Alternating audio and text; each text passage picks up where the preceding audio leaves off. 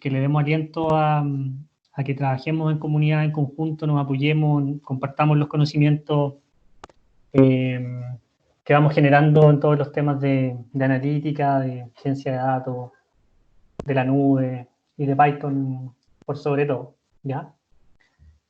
Mojio Analítica, como les comenté, es una empresa, un emprendimiento que surgió hace poco. Estamos construyendo nuestro sitio web, sin embargo, igual estamos bien activos en las otras redes sociales, en YouTube. Hemos subido harto contenido interesante que pueden ver. En LinkedIn también estamos permanentemente activos y también tenemos nuestro GitHub con algunos repositorios también interesantes respecto a materias de ciencia de datos y analítica. Todas nuestras redes sociales son siempre Moebius-analítica, ¿ya? Ya sea nuestro sitio web, nuestro canal de YouTube, nuestro LinkedIn y nuestro GitHub, ¿ya? Entonces les parto contando un poco de nosotros. Como les comenté, este es un emprendimiento que surgió hace poco y la idea de este emprendimiento es ir metiéndonos en distintos temas de la analítica, ya de la ciencia de datos. Nosotros de una u otra forma nos conformamos como unos partners ¿ya? De distintas empresas o de organizaciones que requieran soluciones y tecnología en estos ámbitos. El equipo, como les comenté, de cofundador está compuesto por mí y por Joaquín Ureta, ¿ya? Estadístico de la Católica. Yo soy economista de la Universidad de Chile. Joaquín además presentó el mes pasado en la versión anterior de esta misma charla un tema bien entretenido respecto a cómo scrapear información desde sitios web, ¿cierto? Y ahora es mi turno respecto al tema de Deep Learning con series de tiempo. Nosotros nos encargamos como empresa, como emprendimiento, de trabajar en toda la gama, ¿cierto? En todas las etapas de un proyecto completo de analítica, desde la definición del problema, la extracción y la integración de datos, ¿cierto? Obviamente incluyendo la exploración, ¿cierto? El descubrimiento, el minado de esa información, y modelamientos de distintos tipos, estadísticos y machine learning básicamente, y también ahora estamos avanzando últimamente en construir ya soluciones, desarrollo de software básicamente con machine learning, con modelos estadísticos. Nos manejamos también actualmente una amplia gama también de herramientas que también hemos ido aprendiendo, estamos aprendiendo también nuevas tecnologías según lo que vaya requiriendo cada uno de los proyectos en los que vamos abordando, ¿ya? Son básicamente herramientas bueno, de programación, donde obviamente Python ahí es nuestra lengua madre. Trabajamos con bases de datos, con algunas herramientas de visualización, de machine learning, algunas librerías, y también obviamente trabajando en la nube. Algunos de los proyectos en los que hemos participado hasta ahora, hemos trabajado en uno que fue bien importante y grande con trabajar con datos en la nube. Fue nuestra primera aproximación a volúmenes ya gigantescos de datos. Y ahí nos tocó trabajar con segmentación de clientes. También nos tocó trabajar con una predicción de métricas de TI, ya, de infraestructura, y nos tocó armar un proyecto de detección de anomalía en tiempo real, que es el proyecto en el que ahora yo les voy a contar toda la experiencia y todo el aprendizaje que adquirimos en ese proyecto. También hemos trabajado generando una aplicación de visualización de indicadores medioambientales y obviamente también hemos participado en varios congresos, charlas, workshops, etcétera, como este en el que estoy ahora. Entonces, pasemos a la materia que nos convoca, ¿cierto? La idea es presentarles una aplicación concreta de Deep Learning en series de tiempo, que es la detección de anomalías, ¿ya? Que es un tema bien entretenido, que ha estado bien en boga en el último tiempo, ¿ya? Si uno revisa proyectos de este estilo, herramientas que se hayan creado, que solucionen este problema, y la literatura académica también que ha salido de este tema, uno revisa que es muy voluminosa, sobre todo en los últimos no más de 5 o 7 años, ¿ya? Entonces es un tema bien nuevo, sobre todo con lo que el Machine Learning y el Deep Learning nos da como facilidad para poder abordar este tipo de proyectos. Entonces la estructura, el esquema con el que voy a organizar lo que les voy a comentar, parte primero comentándoles de qué se trata el problema de la detección de anomalías, ¿ya? Cómo lo describimos y cuáles son sus casos de uso en los que se puede aplicar, que como van a ver más adelante es bien variado. Luego, ¿cuál es la solución al problema? Y para eso vamos a recurrir, que fue lo que nos tocó hacer cuando cuando abordamos este proyecto, recurrir a la literatura, que hay mucha, y como les comenté, que se ha creado también mucha en el último tiempo, sobre todo en los últimos años. Y hay distintos tipos de abordar una problemática de detección de anomalías. Y ahí también se las voy a presentar para que más o menos las conozcan. Después les voy a dar también nos vamos a insertar dentro de cuál fue la implementación, ¿ya? Cuál fue la solución que nos tocó desarrollar para solucionar este problema, para finalmente terminar con los aprendizajes que nos quedó de esta experiencia, para transmitirles, digamos, lo que significó para nosotros tomar un proyecto de analítica o de machine learning completo, digamos, desde la definición del problema hasta ya implementarlo en producción. Entonces, partiendo con la lógica de las anomalías, lo primero es generar una definición, ¿ya? Esta definición es bien académica y tiene que ver con cómo definimos una anomalía. Y para eso tenemos que primero revisar la definición de un outlier, ¿ya? En términos bien generales podemos definir un outlier como una observación o un dato que se desvía demasiado respecto a otras observaciones del conjunto de datos y que ese desvío excesivo nos genera la idea de que esa observación pueda venir o pueda haber sido generada por un mecanismo diferente, ¿ya?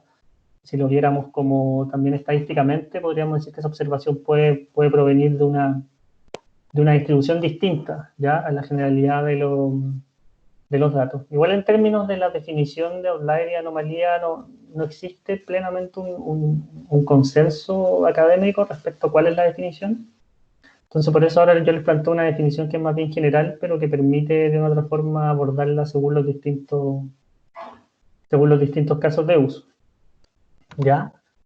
Y en este caso la definición de anomalía se va a desprender de la definición de outlier, pero van a ser outliers que representan un evento de interés, ¿ya? Es decir, en general los outliers uno los trata como ruido, ¿ya?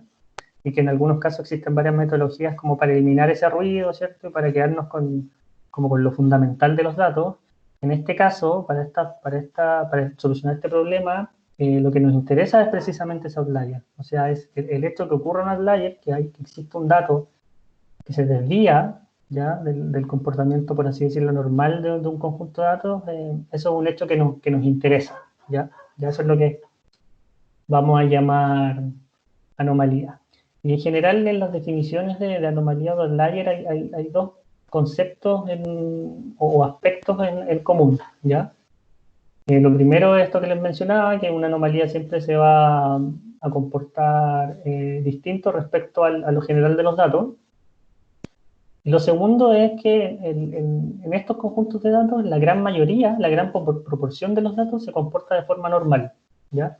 Solo una pequeña parte, muy pequeña parte, van a ser anomalías, ¿ya? Este concepto es importante porque uno podría pensar que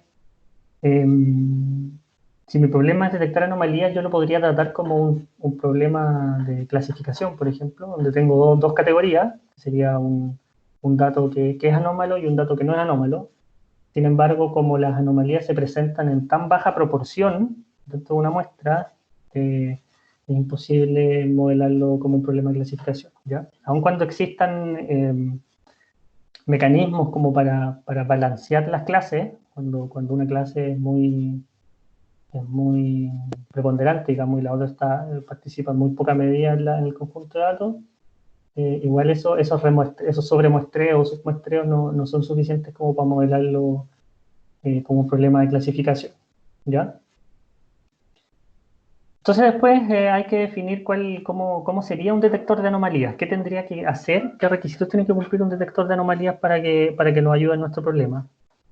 Lo primero es que tiene que detectar automáticamente, ese es un concepto importante, el automáticamente, cambios, variaciones inusuales en el comportamiento de un sistema, ¿ya? Lo segundo es que tiene que de una otra forma predecir, anticiparse a las fallas que sean graves, digamos, o a datos que sean extremadamente anómalos, ¿ya? Con una precisión del 100%, es decir, siempre detectarlo, ¿ya? Y además que no basta con detectar una anomalía, ya detectar que, por ejemplo, en un sistema hay una falla, sino que además la idea sería proporcionar insights para hacer un análisis de causa-raíz, es decir, entender por qué se produjo la anomalía. Ya, obviamente, en la realidad, ningún detector de anomalías va a poder proporcionarnos respuesta 100% correcta, es decir, que tenga una precisión perfecta, sino que siempre van a existir falsos positivos y falsos negativos. Es algo que en la realidad hay que lidiar con eso, y obviamente hay que compensar entre esos dos. Siempre hay un trade-off entre falsos positivos y falsos negativos.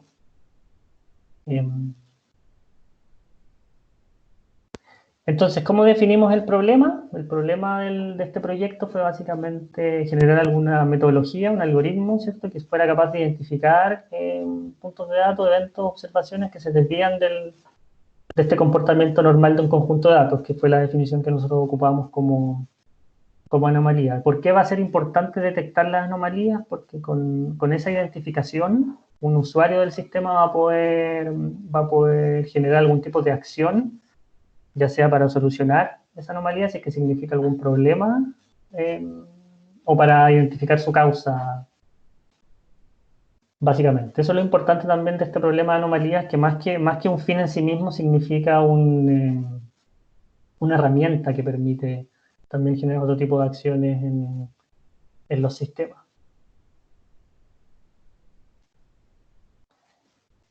¿En qué aplicaciones uno podría implementar los proyectos o un problema de detección de anomalías? Y ahí los casos de uso son bien variados, ¿ya? El proyecto que a nosotros nos tocó abordar se trataba del monitoreo TI, ¿ya? Es decir, esto es una plataforma que monitorea la infraestructura de TI, es decir, genera métricas en base al desempeño o el funcionamiento de servidores, de bases de datos, de servicios web, de aplicaciones, de redes también, lo cual genera un gran volumen de datos que obviamente hace posible que una persona o un usuario sea capaz de revisar o estar revisando constantemente. Por eso la necesidad de generar algún tipo de mecanismo automático que detecta anomalías, porque esas anomalías pueden significar fallas, caídas de servicio, por ejemplo, fallas en bases de datos, que obviamente van a terminar perjudicando a los usuarios de esos servicios o de esas aplicaciones.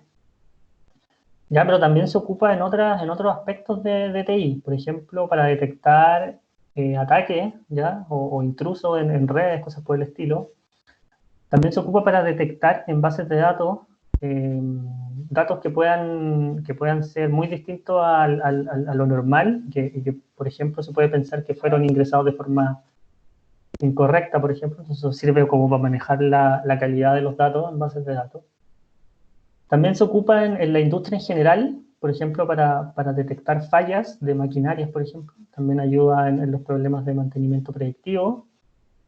También se ocupa mucho con el IoT, con los sensores, que generan mucha información de series de tiempo, un gran volumen de series de tiempo, y que de otra forma pueden detectar fallas o alteraciones en eso que los sensores están monitoreando. En esa misma lógica también se usa bastante la detección de anomalías en el ámbito de la salud, ¿ya? Por ejemplo, en el análisis de imágenes, de donde ciertos aspectos anómalos de una imagen pueden ser indicios de alguna enfermedad, ¿cierto? Algún diagnóstico.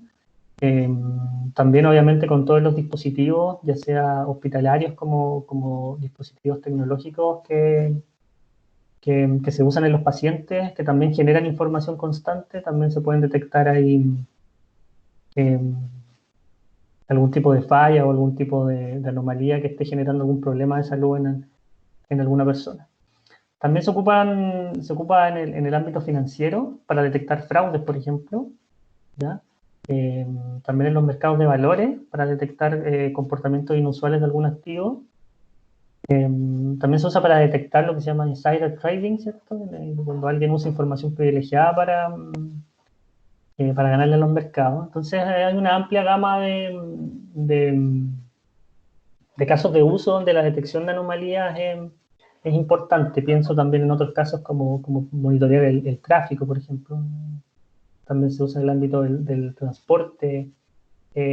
También he revisado literatura sobre que lo han ocupado en la NASA, por ejemplo, para monitorear el estado de estaciones espaciales o de cohetes que envían al espacio, etcétera. Entonces, una amplia gama de casos de uso, ¿ya? En concreto, el proyecto que nosotros abordamos se trató básicamente del monitoreo TI, pero ese conocimiento o esa lógica, toda esa metodología que tuvimos que levantar para abordar este problema también es útil en otros casos de uso. Actualmente existe un conjunto igual bien amplio de herramientas comerciales que permiten detectar anomalías, que de una otra forma uno conecta sus datos y las herramientas permiten detectar automáticamente anomalías y generar alertas al respecto, etcétera. Obviamente siempre está el dilema entre si es mejor construir una solución propia o comprar una solución que ya está hecha y obviamente hay que considerar diversos factores, obviamente qué tan específico es el problema que estoy resolviendo, porque en general estas herramientas son buenas en resolver problemas más bien genéricos y cuando se trata de alguna aplicación un poco más específica, no se adaptan muy bien, digamos. Obviamente también hay que tener en consideración el presupuesto y otra cosa importante es el time to value. Obviamente al contratar herramientas que ya existen las podemos implementar directamente en producción, ¿ya? Si bien cuando uno revisa estas herramientas, en los ejemplos que muestran, en los casos de uso, siempre muestran que funciona bien, pero en datos que son como bien comportados, ¿ya? Donde está bien marcada la estacionalidad o las tendencias o los ciclos, pero en la realidad uno no ve eso, ¿ya? En la realidad uno ve datos con mucho ruido, ¿cierto? Con estacionalidades o ciclos o tendencias o propiedades, digamos, de la serie de tiempo que no son muy fáciles eh, de discriminar, ¿cierto? De diferenciar. Y es ahí donde es necesario, digamos, en mucho genera un mejor resultado generar un Es desarrollo, precisamente un desarrollo propio. proyectos. Entonces, como les comentaba, la detección de anomalías en series de tiempo se puede abordar desde distintas aproximaciones. ¿Ya? La principal, digamos, la más básica, tiene que ver con lo visual, con hacer inspección visualmente de gráficos de series de tiempo. Obviamente, cuando se trata de un volumen importante de datos y que se mueven a una frecuencia bastante elevada, es obviamente impracticable este tipo de aproximación, ¿ya? El siguiente nivel, ¿ya? De complejidad tiene que ver con definir reglas, ¿ya? Uno podría para ciertas series de tiempo definir umbrales y si es que los valores sobrepasan o están por debajo de ciertos umbrales, eso puede generar alertas y detectar anomalías. El problema ahí, o bueno, el beneficio respecto a la aproximación anterior es que, bueno, como usuario no tengo que estar permanentemente monitoreando o mirando directamente las series de tiempo, pero sí tengo que estar definiendo esos umbrales, ¿ya? Lo que puede ser complejo de hacer. Además que por la naturaleza de las series de tiempo, si esos umbrales son estáticos y la serie de tiempo tiene cambios importantes a lo largo del tiempo, van a ir quedando obsoletos esos umbrales. Entonces el usuario va a tener que estar constantemente revisando esas reglas y actualizándolas, ¿ya? El siguiente paso ya es el abordarlo con modelos estadísticos, ¿ya? Aquí hay varias formas de hacerlo. La principal tiene que ver con ir mirando o estimar ciertos parámetros de una distribución, ¿cierto? Como la media, la mediana, la moda, los cuartiles, las varianzas, obviamente, ir monitoreando cómo se comporta, cómo se desvía respecto a estos estadísticos centrales. También un poco más avanzados se ocupan técnicas de suavizamiento, ya sea exponencial, otra bien conocida es Hall-Winter, ¿cierto? Que incorpora estacionalidad. También se usan modelos que incorporan autocorrelación, ¿cierto? Como la familia de modelos ARIMA. Uno de los problemas del modelamiento estadístico es que obviamente siempre hay que suponer que los datos se generan mediante alguna distribución estadística en particular. Eh, Sin embargo, y que es el approach siguiente, que es con Machine Learning, ahí uno ya considera o el proceso de generación de datos, digamos, lo toma como una caja negra y que no es tan relevante. Además que en el último tiempo también los algoritmos de Machine Learning en esta práctica especial de detección de anomalías han mostrado un desempeño, un resultado mucho mejor que los modelos estadísticos tradicionales. Y en el ámbito de la aproximación a través de algoritmos de Machine Learning, ahí también hay varias formas de abordarlo. Hay algunos modelos que se basan en la densidad, es decir, que asumo que los puntos normales, que los datos normales ocurren alrededor de un vecindario, por así decirlo, y las anomalías van a estar lejos de ese vecindario. Hay otros mecanismos basados en clusters, ¿ya? En donde de una otra forma los datos pertenecen a grupos similares y cuando un dato no calce dentro de esos grupos similares se toma como anómalo. Y también está el tema de las redes neuronales, ¿ya? Que es otra forma también importante un poco más avanzada un poco más flexible también de abordarlo, ¿ya? Y que de hecho esta fue la forma en que nosotros lo abordamos, sobre todo por la flexibilidad que entregan los modelos de redes neuronales. Obviamente para comenzar con este trabajo tuvimos que hacer una revisión importante de literatura, ¿ya? De cómo se hace la detección de anomalías en diversos campos. Y aquí les compartimos, obviamente después les vamos a compartir la presentación. Aquí vienen un conjunto de papers académicos que fueron como los más relevantes que nosotros descubrimos, que básicamente, y aquí habían de dos tipos, digamos, está la literatura comparativa, que de una otra forma hace un levantamiento de las diversas metodologías que se han ocupado para abordar el tema de detección de anomalías y también compara el desempeño entre distintas aproximaciones. Desde estos papers que nosotros también estuvimos mirando que en general los modelos con Machine Learning y con Deep Learning en particular tenían un desempeño mucho mejor que ya había sido testeado en diversos tipos de problemas. Y obviamente también está la literatura aplicada, es decir, donde se enfocan o abordan un problema específico en los ámbitos ya más prácticos de diversas industrias, en el ámbito de la salud, y también algunos específicamente del tema de monitoreo TI, ¿cierto? Que es el proyecto en el cual nos tocó trabajar. Entonces, una vez ya revisada la literatura, revisado el estado del arte de cuál era la mejor forma o cuáles eran todas las formas en las que se podía abordar un proyecto, comenzamos con la fase de implementación, ¿ya?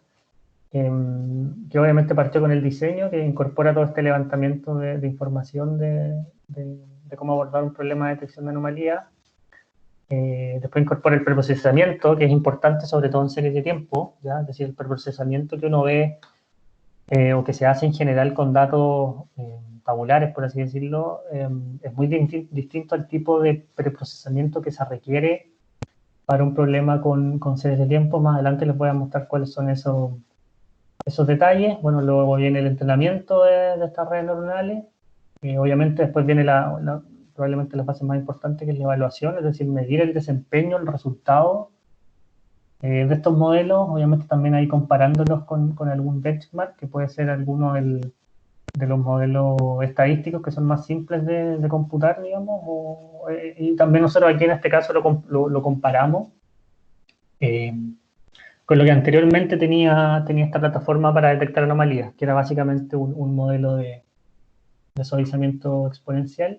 Y después viene la puesta en producción, que de hecho todavía estamos en eso, todavía no se termina la puesta en producción, que obviamente es otro gran desafío de todos los modelos, de todas las implementaciones de Machine Learning, que puede parecer que lo más difícil es encontrar ese modelo que entrega el mejor resultado, pero incluso una vez teniéndolo viene otra gran etapa importante y bien costosa, bien difícil, que tiene que ver con llevar ese modelo que funciona bien, digamos, en el ambiente local, en el ambiente de desarrollo, llevarlo a que funcione en producción en esta plataforma.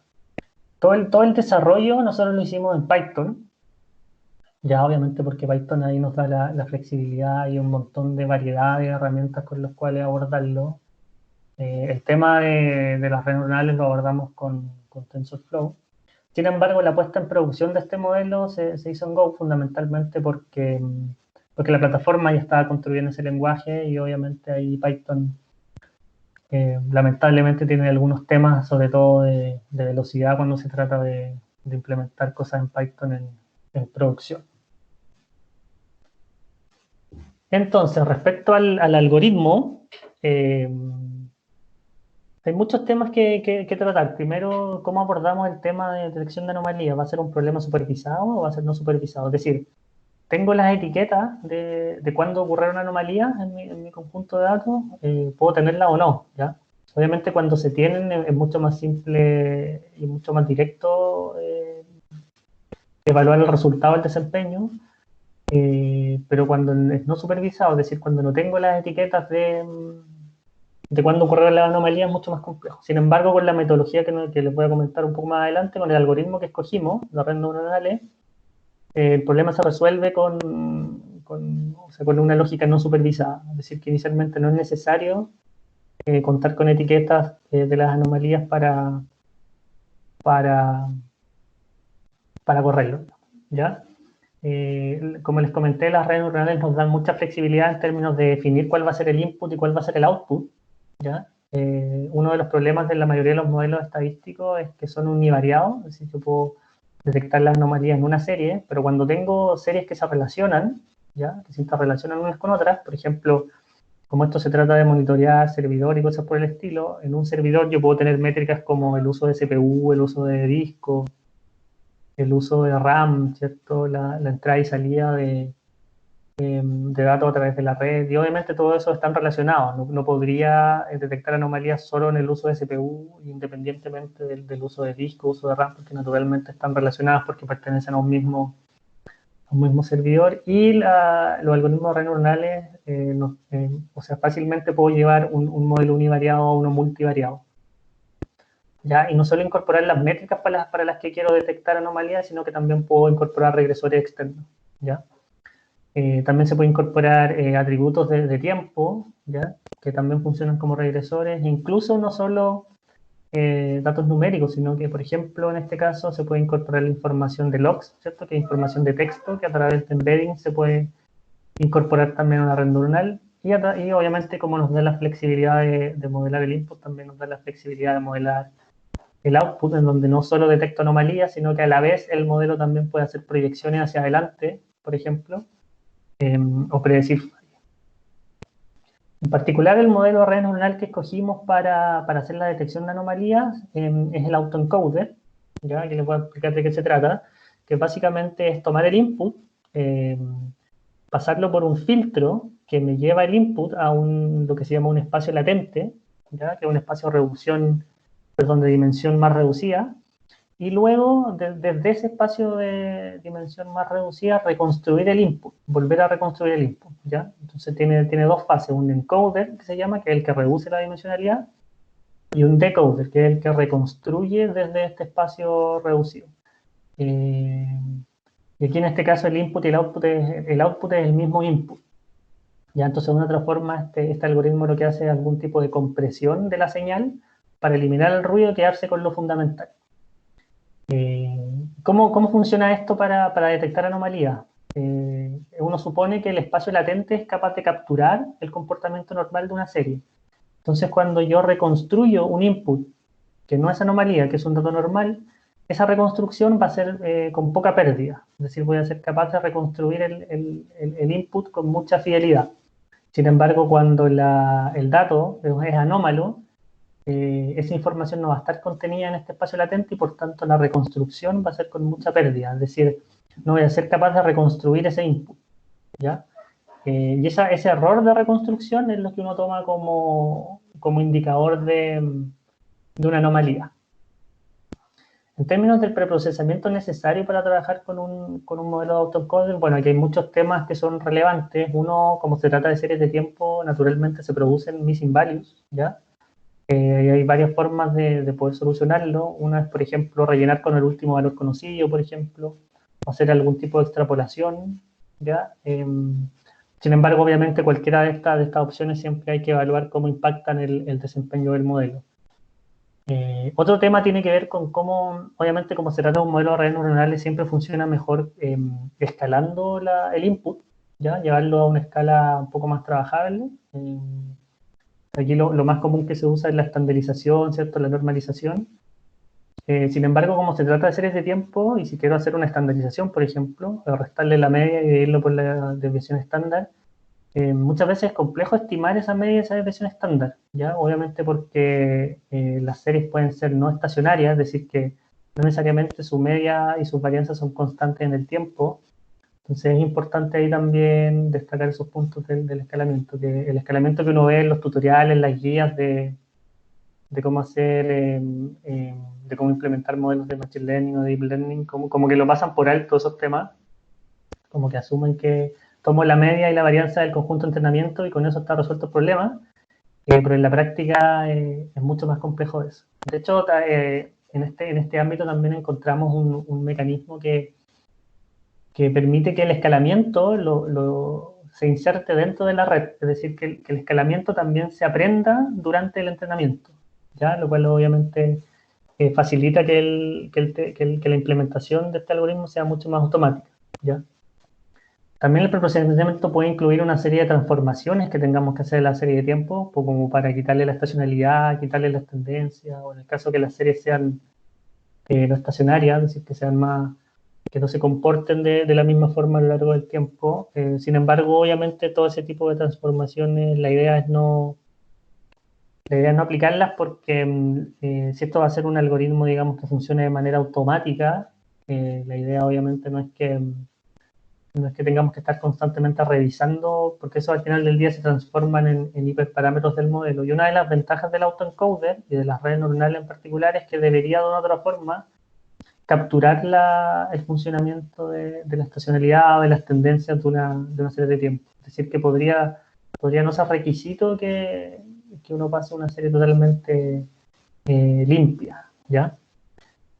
Obviamente también, como se trata de series de tiempo, es importante considerar qué ventanas de tiempo voy a tomar para entrenar este algoritmo en términos de cuántos pasos hacia atrás voy a tomar y cuántos pasos hacia adelante, ¿ya? En términos del entrenamiento, también acá hay un montón de hiperparámetros que considerar. Primero, como se trata de redes neuronales, qué tipo de redes neuronales.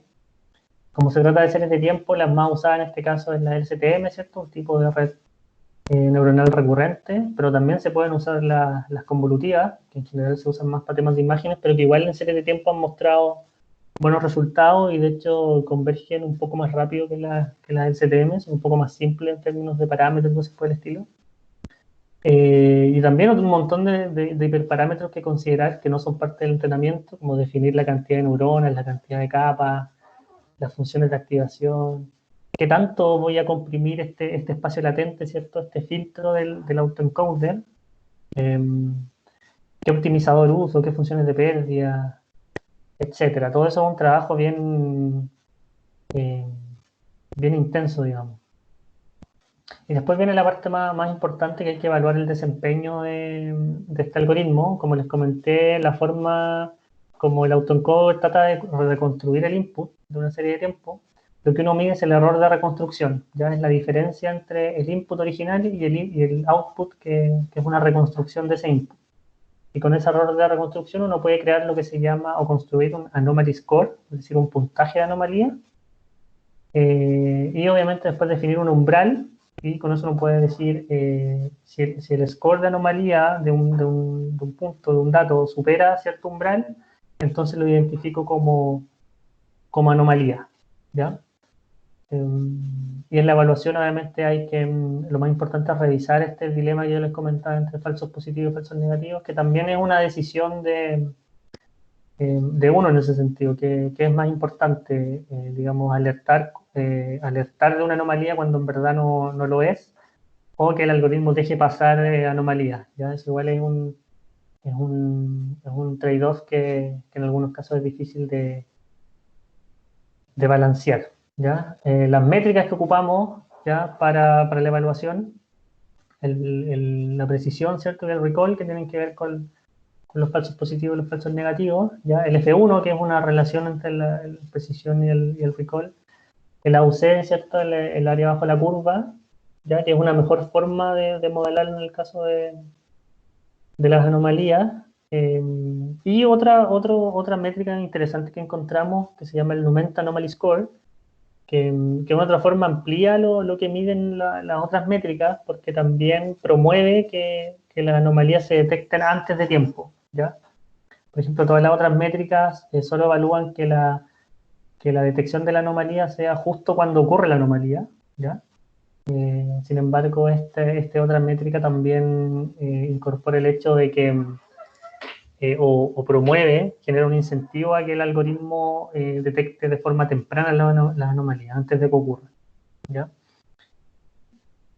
Entonces, a modo de resumen, la idea era contarles la experiencia que nos tocó y que, como les comenté, este proyecto todavía no termina de implementarse en producción, de lo complejo, lo largo que puede terminar siendo un problema de Machine Learning que puede parecer sencillo. Si uno busca detección de anomalías, ¿cierto? Se va a encontrar con varios tutoriales que uno puede decir, bueno, tomo ese código y lo implemento, pero hay un montón de otros temas, de detalles, eh, que es importante mencionar, como lo que yo les indiqué anteriormente, y por eso se hace necesario que este tipo de problemas uno los aborde por distintas aristas. Lo primero que nosotros hicimos fue hacer una búsqueda bien exhaustiva de literatura de lo que se ha desarrollado en este ámbito para solucionar este problema. También revisamos cuáles son esas herramientas existentes, ya sea comerciales o open source que ya existen para solucionar este problema. Eh, y es necesario abordarlo, digamos, en todos esos ámbitos. También en este caso en particular se trataba de un modelo de datos un poco complejo, un poco bien específico de la plataforma. Entonces ninguna de las soluciones o herramientas ya existentes se acomodaba bien y por tanto fue necesario crear una solución bien ad hoc, lo que hizo obviamente que esto tomara mucho más tiempo del necesario, pero obviamente también resultó en una solución que se acomodaba mejor a lo que se necesitaba. Y obviamente el conocimiento que nos tocó adquirir en el modelamiento o la detección de anomalías para este caso particular, que era para el monitoreo de TI, también sirve para los demás casos de uso que les comenté. Obviamente ahí teniendo el debido resguardo para acomodarlo, para adaptarlo a lo que se necesita. Pero la metodología que les presenté, digamos, del autoencoder, de este tipo de red neuronal, eh, es súper flexible y es bien amplio, digamos, es de una otra forma agnóstico al problema, ¿ya?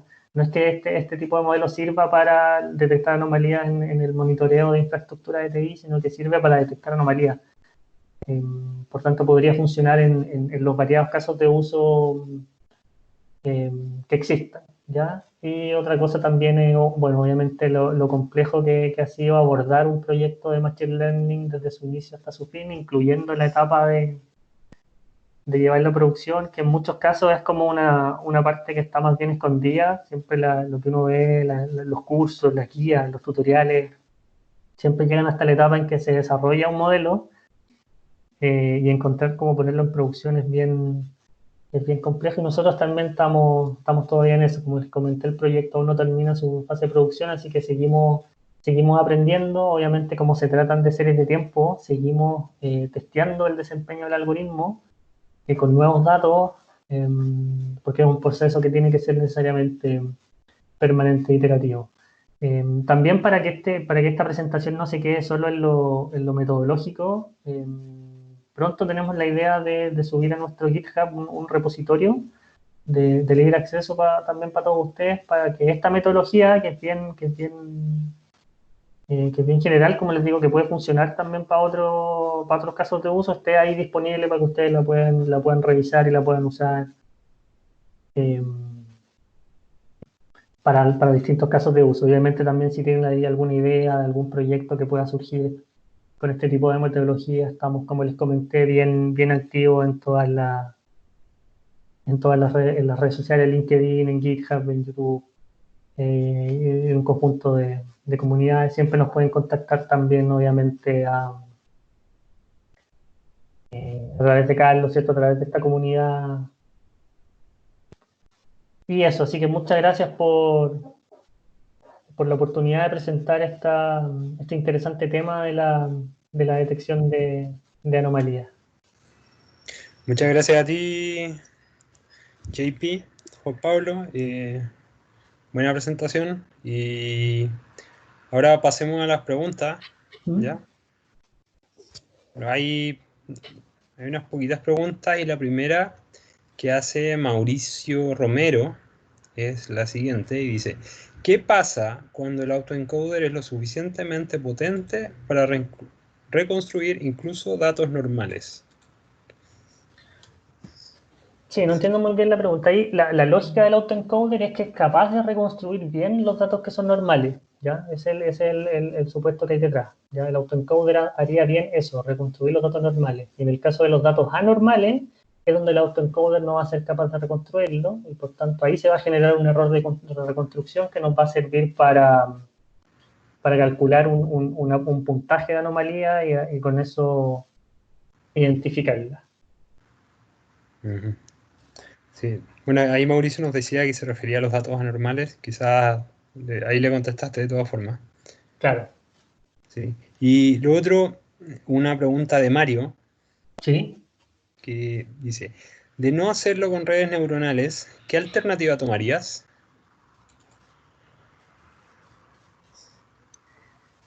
De no hacerlo bueno, existen otros algoritmos de Machine Learning que también son adecuados para detectar anomalías, ¿ya? Ahí obviamente va a depender del problema. Como les comenté, el principal beneficio de las redes neuronales es cuán flexibles son a la hora de definir el input y el output. Y para este caso en particular, para nosotros eso era esencial. Era una piedra de tope si es que no pudiéramos, por ejemplo, modelarlo de forma multivariada. Pero si no tuviera esa restricción, también hay otros algoritmos basados en densidad, ¿cierto? Basados en clúster, con Camin, ¿cierto? O KNN. Hay uno que se llama Local Outlier Factor, que también tiene buenos resultados en términos de detectar anomalías, pero sobre todo cuando son univariadas, ¿ya? Cuando tengo que detectar anomalías en una sola serie, cuando esa serie no tiene interrelaciones con otras series, ahí funcionan bien igual. Gracias, Juan Pablo. Y bueno, acá Patricia Menares nos pregunta si va a estar disponible en algún lugar la presentación. Bueno, en el GitHub de Analítica en Python, ahí Juan Pablo después va a poder subir su presentación para que la subas Sí, y claro, todas ahí va a las estar podamos disponible. revisar después. ¿Ya? De hecho, había una pregunta ahí como de literatura y en la misma presentación, cuando menciono lo de la literatura, ahí vienen los links digamos, a los papers más importantes en los cuales nosotros nos basamos para trabajar esta metodología. Sí, gracias. Y lo otro, ya que trabajan con autoencoder, esta pregunta la hizo Rodrigo Villalonga, dice: ya ¿Mm? que trabajan con autoencoder, ¿por qué no hacer GAN para la generación de data y ver si la red NN está generando datos anormales?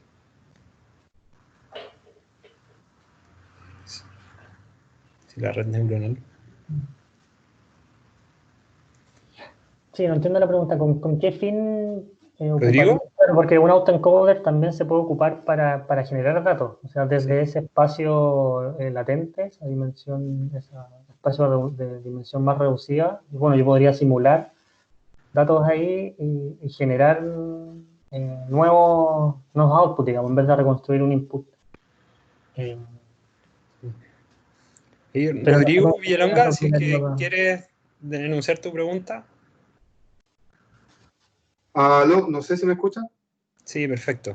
Hola, disculpa. No, más que nada tenía curiosidad. Lo que pasa es que de repente estaba estudiando GANs y pasé por autoencoders. Entonces, en algún momento tú tenías un autoencoder, ¿cierto? Entonces tú ¿Sí? comprime y después, entre comillas, tenés como una, que eso nunca no lo había ocupado, pero tenés como una cajita entre medio que no me acuerdo cómo la llamaste, que me encontré súper interesante. Y después haces la medida de la de reconstrucción a la salida y con eso ves qué tan distinta es tu entrada y tu salida, ¿cierto? Claro. Sí. La cajita del medio yo no la cacho un poco, no cacho lo que hiciste, pero ahí después voy a entenderlo. Entonces lo que yo decía, sin entender lo que hace la caja del medio, uno cuando utiliza una CANS lo que hace es que le empieza a enseñar al autoencoder, a través de un proceso un poquito más random, a generar mayor cantidad de data, ¿vale? Entonces la data que te va a tirar, porque pasa con un proceso aleatorio interno, donde no necesariamente la misma entrada va a tener la misma salida, ¿vale? Pero sí lo que va a hacer es que va a generar data muy parecida y muy parecida, no igual, a la que tú tenías en la etapa de entrenamiento. Entonces, sí, ahí solamente en teoría, porque esto no lo he hecho, por eso era una pregunta, en algún momento si tú quieres probar tu autoencoder, ¿vale? Haces una GAN, lo especializas en la información que estás teniendo, entonces lo que va a hacer es que te va a generar información parecida o con los mismos atributos que tienes tú en tu base, pero va a tener mayor cantidad de data, y ver si esa información en algún momento está generando las anomalías, ¿vale? Cosa de que tú sabes que más lo que está sucediendo es que mi autoencoder tiene atrapadas ciertas anomalías que antes pensaba que no estaban. ¿Cachai? Eso. Es como un giro de tornillo, ¿no? Sí, perfecto. No sé si me explico, es decir, porque te puedes quedar en algún momento, quedarte corto con la información que tienes, pero en algún momento sí tienes cierta clasificación de anomalías que haces crecer un poco, especializas un poco tu autoencoder, y lo que estás diciendo es, oye, ¿sabes qué más? Igual es un giro de tornillo, no lo he probado nunca, pero con lo que hiciste tú y un poco con lo que he leído, me dije, chuta, también se podría hacer, o es muy agarrado a las mechas lo que estoy pensando. Gracias. No, sí, claro, sí, de hecho, claro, los GAN se ocupan para generar, digamos, datos a partir de un modelo entrenado, lo he visto en imágenes sobre todo, y también se ocupa, como decís tú, para generar nuevos, o sea, para agrandar el set de datos, para poder entrenar mejor, pero en nuestro caso el conjunto de datos no era un problema, o sea, no estábamos limitados en la cantidad de datos, sino que al revés, teníamos demasiado datos, entonces para nosotros no era necesario generar más datos como para agrandar el conjunto de datos. Cuando se aborda este tipo de problemas y tengo un conjunto de datos que es bien reducido, claro, ahí podría usar ese espacio latente que le llamé del autoencoder para generar más datos y entrenar, digamos, como con datos simulados, por así decirlo. Sí. Gracias, Juan Pablo. Muchas gracias por las preguntas, chicos. Y si faltan más preguntas, por favor, Juan Pablo, si las podríais ir respondiendo en el chat de la reunión. Perfecto. Que ahora viene el break. ¿Ya? Hola, perfecto. Hola a todos, ¿me escuchan? Ahora las dejo con Loreto Sánchez. Hola, ¿me escuchan? Sí, se escucha perfecto. Fantástico, fantástico. También voy a dejarme ver. Bueno, me tocó hoy día la misión, no sé si es difícil, de hacer del break, de invitarlos a comer pizza virtual. Y les voy a mostrar algo que se puede hacer con Python, no sé si mucho Analytics, más bien síntesis o creación de sonido, que va a ser, bueno, como les dije, con sonido. Entonces preparé una demostración que va a ser con sonido. Primero necesitamos sonido, entonces voy a hacer una grabación cortita de un saludo. Hola, muy bienvenidos a esta nueva sesión de Analytics and Python. Y vamos a jugar un poco con este sonido. Antes de guardarlo voy a hacer no veo toda la pantalla, voy a quitarle un poco de ruido al principio y al final. Fade out, y vamos a normalizarlo porque me quedó demasiado con mucha emoción. Vamos a bajarlo un poco, eso, y voy a guardarlo. Es para hacer algo entretenido y que se pueda escuchar con Python. Saludo 2 porque había hecho una prueba con un saludo 1. Entonces, por si acaso es Audacity, que es gratis para todas las plataformas, Linux, Ubuntu, Mac, PC. Bueno, y voy a ir a Jupyter. Entonces, lo que vamos a hacer va a ser generar eco o reverberancia en el sonido de forma digital, donde primero voy a usar estas librerías que son las que me van a servir para esta tarea, para graficar, para hacer arreglos, web file y generar sonido, poder escuchar el sonido. Entonces, vamos a ver el saludo, que va a ser, como ya dije, lo guardé como saludo 2 y vamos a escuchar. Creo que, mira, vamos a escuchar, no sé si escuchan con los audífonos puestos. Compartiste ¿No audio, ¿cierto? Tienes que ¿Aló? compartir audio. ¿Cómo se comparte el audio? Cuando compartes, sale una parte arriba que dice incluir sonido del computador. Arriba ahí sale como un switch. ¿Lo viste? A ver, ¿a dónde? Ahí cuando pones compartir, arriba sale como include computer sound.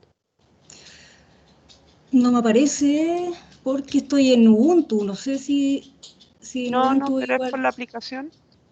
Sí, pues en la aplicación de Teams en Ubuntu, pero voy a desconectar mi audífono.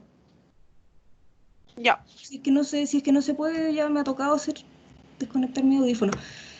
Ya, pero están viendo mi pantalla, ¿no es cierto? Sí. Ya. Me voy a desconectar un ratito y voy a subir el volumen para que se escuche desde mis audífonos. Entonces aquí está. Hola, muy bienvenidos a esta nueva sesión de Analytics and Python. Esa es la grabación. Vamos a generar un eco o una reverb de 0,1 segundos y esta señal va a tener una amplitud de 0,5. Y además vamos a leer con esta función el audio que generé recién. Entonces lo que vamos a ver ahora es la frecuencia de muestreo del audio que acabo de grabar y el largo del audio que acabo de grabar. ¿Qué pasó? ¿Por qué en audio? Hola, muy bienvenidos a esta nueva sesión de Analytics and Python. Esto pasa cuando uno hace cambio de nombres a último momento. Eso. A ver, entonces. Ahí está. Entonces aquí tenemos esto y aquí tenemos. Ahí está. No. Ahí está. Oscar, ese es mi perro, por si acaso haciendo ruido. Oscar, vaya afuera. Me desconcentra. Y aquí entonces este es la frecuencia de muestreo y este es el largo de la señal, o sea, el número de muestras que tiene mi señal. Ahí el que sabe hacer matemática rápida puede ver cuántos segundos son. Y vamos a ver nuestra señal. Nuestra señal, como vemos, la amplitud es bastante grande y antes de seguir trabajando con ella, se normaliza para que quede entre menos 1 y 1. Y esto es lo que simplemente hago para normalizarla. Aquí también generé una señal de delay, que es mi misma señal, que es el mismo audio, pero movida en un tiempo de 0,1 segundos, que es por aquí donde dejé eso, 0,1 segundos, que lo convertí a muestras. Y además a mi señal de audio, esta es la forma más básica, no es como súper así que estoy haciendo una operación rara, sino que simplemente estoy teniendo mi audio, le agregué ceros al final y le voy a sumar ceros con el audio, que es lo que está aquí, que simplemente estoy sumando estas dos señales, con la señal movida un poco más baja y voy a escribirla y la vamos a... Bueno, primero vamos a ver el audio que está aquí normalizado. Y aquí lo que voy a hacer es graficar la señal, mi voz y el audio que está movido y con una amplitud más bajo y lo vamos a escuchar. Hola, muy bienvenidos a esta nueva sesión de Analytics and Python. Me parece como más que una reverb, un poco ya como eco, como bastante lejana. Ahora vamos a ver exactamente lo mismo, pero vamos a utilizar algo que seguro muchos de ustedes, y quizás muchos de ustedes también lo conocen por el audio, que es la convolución, que se usa las redes neuronales, en imágenes mucho, y en el audio también se usa mucho la convolución. Y que es más o menos parecido a lo que se ve en imágenes, cuando uno aplica convolución de un filtro a una imagen y cambia esta imagen con la forma del filtro. Según cómo es el filtro, pasa lo mismo con el audio. Si nosotros convolucionamos dos señales de audio, vamos a tener una nueva señal.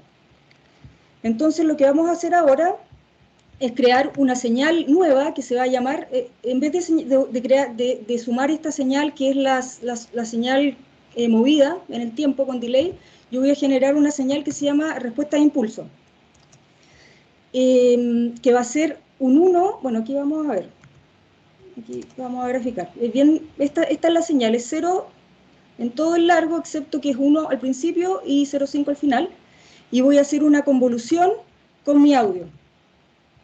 Y ya, bueno, ya la hice, ya está hecha la convolución, y aquí ya vamos a escuchar lo que resulta.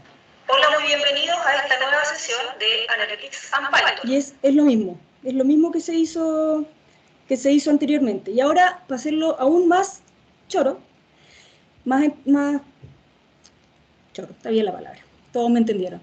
Vamos a hacer una convolución, y aquí les voy a explicar un poco lo que es la respuesta de impulso. La respuesta de impulso en audio se podría decir que es como la característica acústica de un recinto. Entonces la respuesta del impulso de la sala donde yo me encuentro es la característica acústica. Entonces, ¿cómo yo consigo esa característica acústica? Si yo puedo grabar una señal un sweep, que es una señal desde 20, por ejemplo, desde 20 Hz a 20 kHz, que es lo que escuchamos nosotros más o menos, a mi edad ya no. Y yo grabo eso, voy a captar la respuesta, cómo responde esta pieza a todas esas frecuencias. Otra manera de generar respuestas de impulso de salas es con un ruido de impacto o un disparo. Muchas veces se hacen grabaciones de respuestas de locales con una pistola. Entonces, como no tengo pistola, y esto es muy charcha, hay muchas páginas donde uno puede bajar respuestas de impulso de lugares como más bacanes. Y, por ejemplo, a ver, no, tengo tantas páginas abiertas que ahora no recuerdo, pero te puedo compartir después alguna página. Hay páginas donde uno puede bajar respuestas de impulso de locales. No es esa. Bueno, si lo encuentro por ahí, no sé. Bueno, de hecho me metí a una página y salen distintas como salas de música, city halls o lugares donde han sido grabados de forma profesional respuestas de impulso. Y una respuesta de impulso puede sonar como, puede ser como,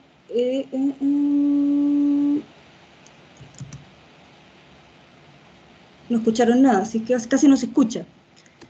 A ver, de nuevo. No sé, es como un aplauso, un disparo. Lo que yo voy a hacer ahora, tengo varias señales aquí, voy a usar esta, voy a usar esta primero, donde tengo una señal que estoy cargando una respuesta de impulso que es como un disparo dentro de una sala que se llama St. George, una iglesia. Y voy a hacer lo mismo que hice delante. Aquí vemos, y la gráfica de aquí vemos que hay dos colores, ahí se ve un poquitito el azul, significa que es estéreo. Entonces, para hacer la convolución, la voy a hacer con un solo canal. Bueno, aquí no creo que lo escuchemos. Ahí se escuchó. No sé si escucharon. No sé, no. Ahí se escuchó la respuesta de impulso de ese local. Fantástico. Voy a hacer la convolución. Se demora un poco más porque el audio, la señal es un poco más larga que la anterior. Mientras esperamos pueden ir al baño, comer pizza. Está demorando más de lo de siempre. Ahí está. Y ahora vamos a escuchar. Hola, muy bienvenidos a esta nueva sesión de Analytics and Python. Y es que estoy adentro de esa iglesia hablando. Y la verdad es que todo lo que son los sistemas digitales de audio hacen la convolución para hacer filtros, sobre todo el reverb. Hola, muy bienvenidos a esta nueva sesión de Analytics and Python. Y esta es la señal original, para que vean qué choro. Bueno, ya me pasé el tiempo creo del break, y esto como es break nomás, no tiene preguntas. No, cualquier cosa la pueden poner en el chat y luego ya esto igual lo comparto y se pueden hacer muchas cosas con audio. Así que dejo a Carlos para que siga con el programa. Ya, genial. Gracias, Lore.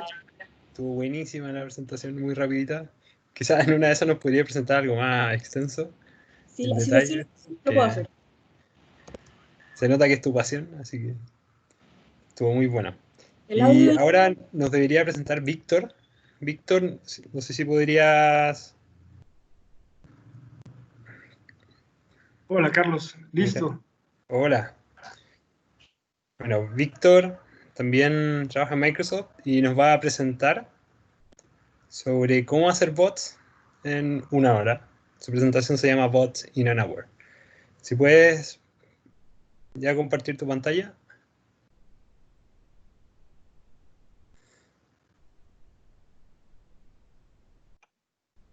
Listo. Ya, perfecto. Adelante, Víctor. Pues muy bien, muchas gracias por su tiempo. Tenemos un par de slides preparados para la sesión y queremos empezar la sesión con una breve introducción al tema de bots. Tenemos por ahí un tema de lo que es pues como una arquitectura alto nivel conceptual, de una arquitectura de bots. Y vamos a hacer ahí algunos ejemplos. La idea es que hagamos 3 diferentes ejemplos de bots. Vamos a hacer diferentes esquemas de bots con diferentes métodos, ¿no? Al final vamos a utilizar el método más moderno, que es bueno, no más moderno, pero el más reciente en términos de liberación, que es el uso del Bot Framework Composer, ¿no? Y vamos a empezar con este tema de los bots.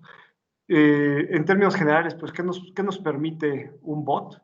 Pues, en principio,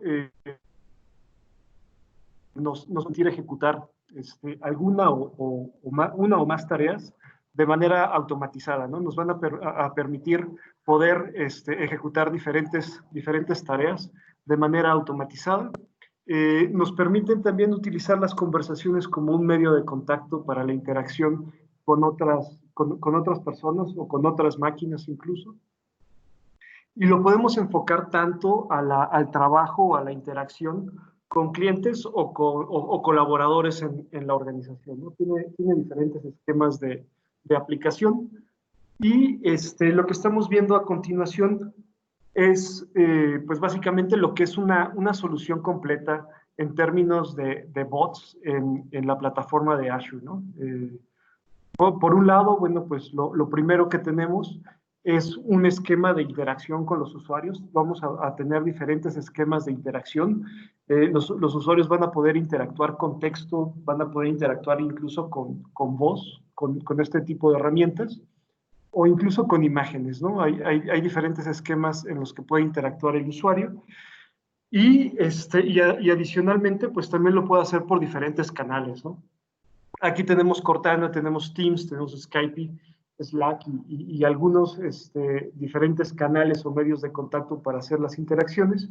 Y finalmente tenemos todo el esquema del bot, ¿no? En términos generales, el esquema del bot nos va a permitir contar con un marco de trabajo que nos permita integrar diferentes servicios. En este caso, algunos de ellos son servicios cognitivos para poder hacer las interacciones con nuestro bot, ¿no? Y finalmente, bueno, pues todo esto está ligado a un proceso de negocio, ¿no?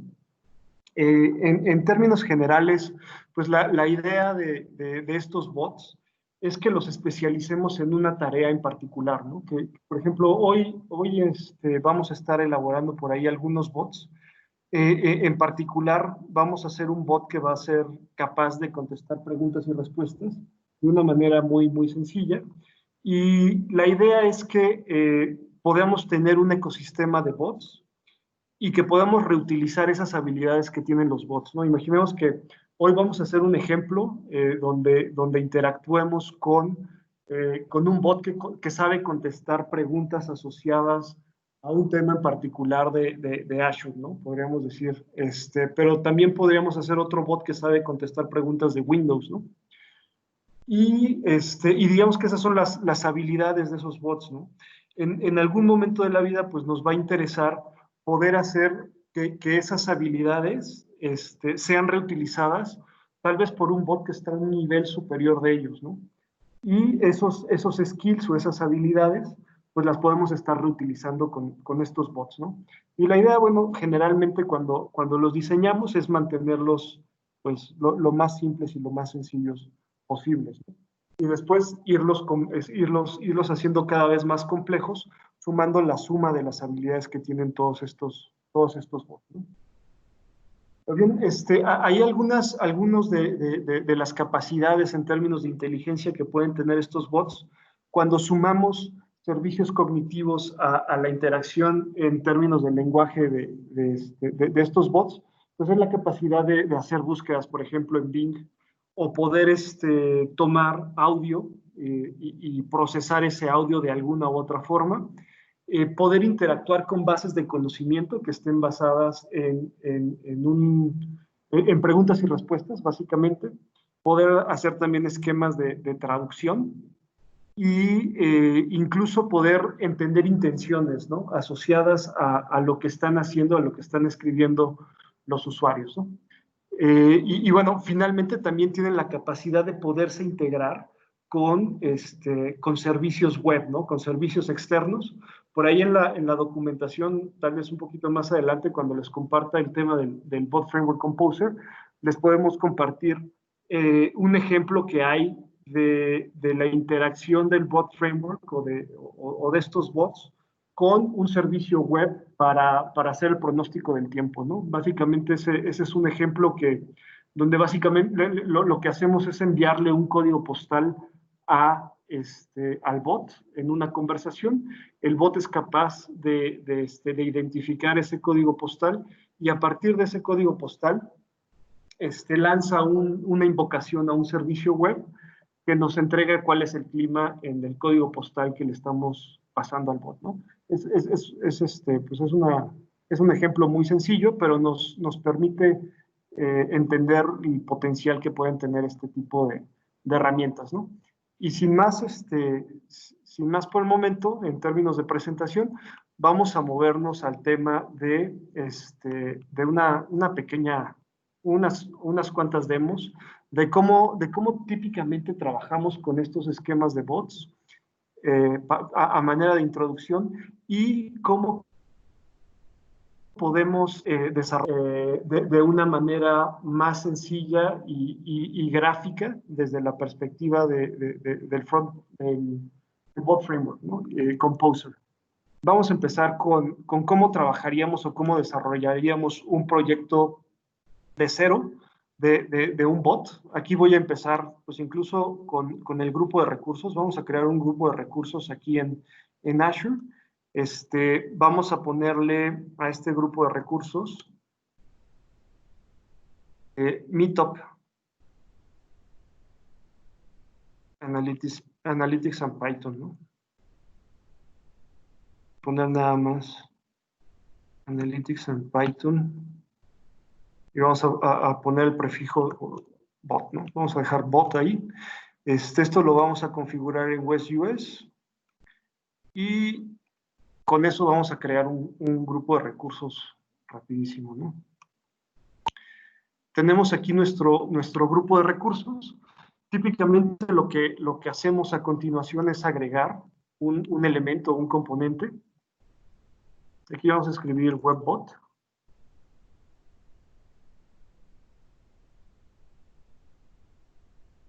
Y lo que nos entrega o lo que nos regresa esta búsqueda es este servicio, ¿no? Este servicio en particular es un servicio que vamos a configurar a continuación para poder trabajar con este bot, ¿no? Este bot que estamos configurando, una de las características particulares que tiene es que es un bot que se puede implementar desde una interfaz web o desde una aplicación web, ¿no? Lo que vamos a tener es una interfaz web con la cual vamos a poder interactuar con este bot, pero de la misma forma en la que lo podemos o que podemos desplegar este bot en una interfaz web, lo podemos hacer con una función, con un Azure Function, ¿no? En este caso, bueno, pues vamos a configurar este bot aquí y vamos a utilizar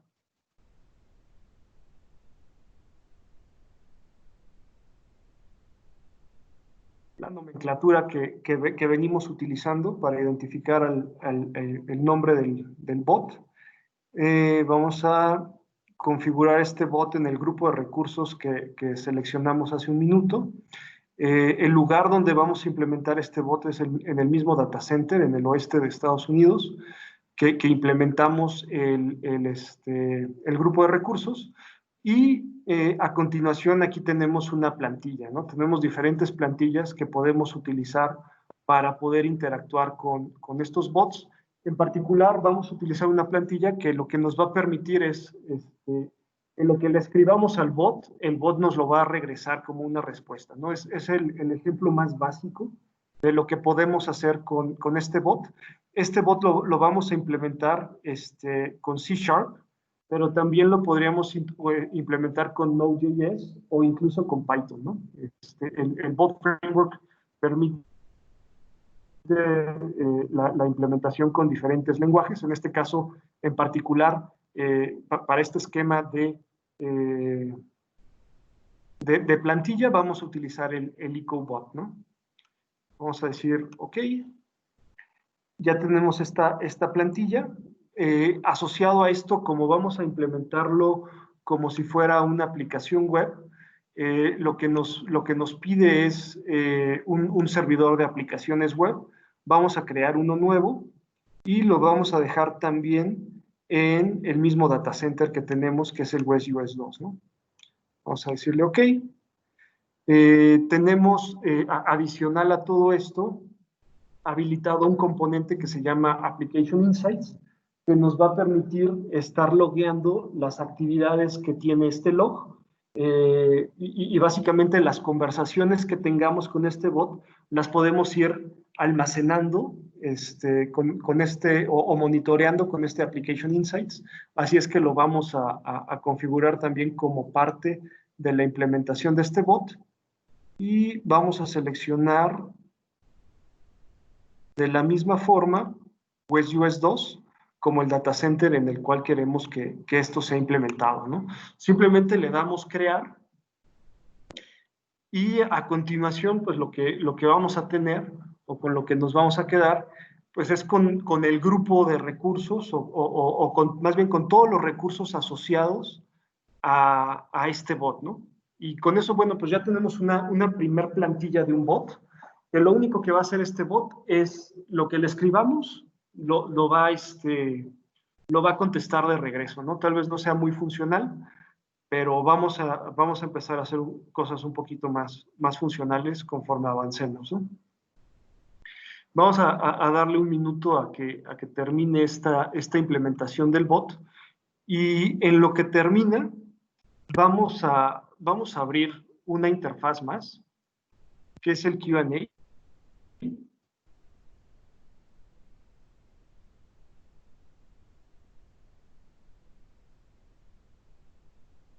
Este Q&A Maker es una interfaz web que lo que me va a hacer o lo que me va a permitir es generar una base de conocimiento basada en preguntas y respuestas, ¿no? Una de las cosas que quiero hacer con este bot, pues es el ayudarlo a poder contestar una serie de preguntas. Este es un nuevo bot que vamos a construir, ¿no? Vamos a ver cómo va nuestro bot. Bueno, este ya se implementó. Aquí ya tenemos un bot implementado. Antes de continuar con este Q&A Maker, vamos a ver el resultado de la implementación de lo que hicimos hace un segundo, ¿no? Déjenme, me voy a mover al grupo de recursos y vamos a ver los recursos que tenemos ahí disponibles, que fueron configurados como parte de la ejecución que hice hace un segundo, ¿no? Por un lado, lo que tenemos aquí es el servicio del bot. Aquí tenemos un servicio del bot, que es un servicio web. Tenemos aquí un app service ligado con todo eso. Tenemos un Application Insight, ¿no? Básicamente, todos estos componentes los creó el tutorial o el tutorial guiado que ejecutamos hace un segundo para configurar el grupo de recursos, ¿no? Ahora vamos a ver un poquito, vamos a explorar estos recursos que nos creó el bot. Si yo quisiera empezar a probar el bot, me podría ir a esta interfaz y simplemente escribirle algo al bot, ¿no? El bot aquí, pues lo que hace simplemente es, pues me manda un mensaje de saludo, me dice hola y bienvenido. Yo le escribo hola y el bot me escribe hola, ¿no? Simplemente eso es todo lo que está haciendo este bot en este momento. Hay algunas características interesantes que podemos utilizar desde aquí. Si nos vamos a este esquema de canales, podemos ver los diferentes canales o los canales que tenemos habilitados para interactuar con este bot. En particular, bueno, pues con este bot estamos interactuando con un canal que es un canal web, ¿no? Básicamente es una página que tenemos ahí disponible con la cual podemos hablar con este bot, ¿no? Pero podríamos añadir otros canales, ¿no? Y aquí en la parte de abajo tenemos algunos canales que podemos utilizar. Tenemos, por ejemplo, Cortana, tenemos Teams, y podríamos estar utilizando algún otro canal, ¿no? Aquí tenemos una serie de canales disponibles para hacer las interacciones con este bot, ¿no? Perfecto. Ahora me voy a mover a la configuración del App Service. Ya vimos cómo podemos interactuar con el bot desde esta interfaz. Si yo me muevo a este App Service, una de las cosas que podemos estar revisando desde esta interfaz es este App Service Editor. Si yo le doy clic aquí y le doy clic en Go, lo que me va a mostrar esta interfaz, pues es todo el código que está por atrás de este bot, ¿no? En este caso particular me va a mostrar todo el código en C#. Si yo quisiera hacer una modificación a este bot, yo podría hacer esas modificaciones al bot desde aquí. Incluso, por ejemplo, aquí viene el build. Así es que yo podría regenerar o reconstruir ese bot desde esta interfaz web, ¿no? No es necesario incluso tener que bajar algún cliente o tener que utilizar Visual Studio Code o algo similar para poder interactuar con el bot, ¿no? Yo lo puedo hacer desde esta interfaz web y puedo hacer aquí algunas modificaciones, las puedo ejecutar y puedo ver el resultado de esos cambios que estoy generando con esas nuevas configuraciones, ¿no? Aquí está básicamente todo mi código que me generó este tutorial y esta plantilla que asocié con este bot, ¿no? Perfecto. Esa es una forma, ¿no? de trabajar y de desarrollar sus bots. Si se fijan, pues este bot tiene por ahí una plantilla y pues no hace gran cosa, ¿no? Si yo quisiera hacer un bot pues un poquito más sofisticado, ¿no? Tal vez yo quiero hacer un bot que sea capaz de contestar o de contestar preguntas y de entregarme respuestas asociadas a esas preguntas, ¿no? Tal vez eso es algo que me gustaría hacer. Pues vamos a utilizar este servicio cognitivo y vamos a generar una nueva versión del bot, ahora un poco más sofisticado, que sea capaz de contestar preguntas y respuestas, ¿no? Muy bien. Ahora lo que estamos viendo es un servicio cognitivo. Este servicio cognitivo, tenemos aquí varias bases de conocimiento. Estas son algunas de las bases de conocimiento con las que he trabajado, que he desarrollado yo. Vamos a decirle a la interfaz que queremos crear una nueva base de conocimiento y vamos a generar esta nueva base de conocimiento y a partir de esa base de conocimiento vamos a crear un bot, ¿no? A ver que está un poquito lento.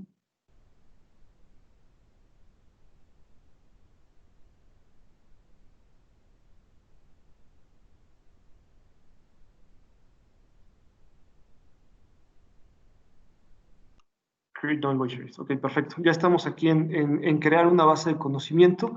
Lo primero que me pregunta este servicio es, pues si yo ya tengo un servicio de preguntas y respuestas en Azure, ¿no? Lo primero que me hace o que me pregunta es eso. Yo aquí puedo crear un nuevo servicio de preguntas y respuestas o puedo utilizar uno ya existente, ¿no? Vamos a crear un servicio de preguntas y respuestas desde cero para que vean todo el proceso y no obviar nada, ¿no?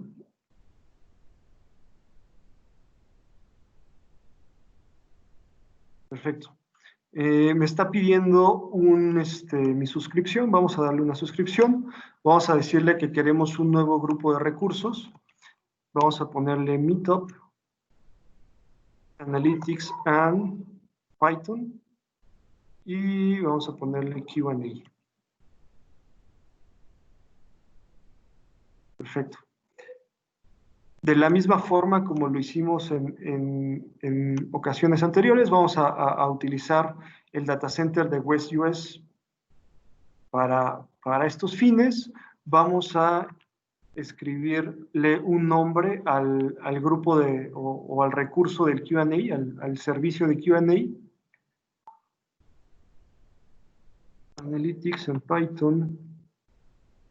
Q&A bot. Perfecto. Aquí me dice que seleccione un precio o un nivel del servicio. Si se fijan, en la parte de arriba me dice que tengo uno que es un F0. Ustedes en su suscripción de Azure van a tener disponible este servicio y les va a permitir trabajar con cierto volumen de preguntas y respuestas sin un costo, ¿no?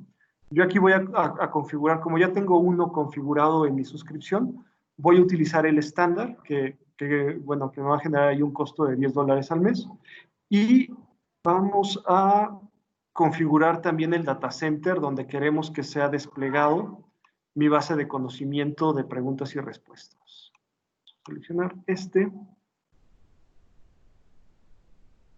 y aquí uno básico.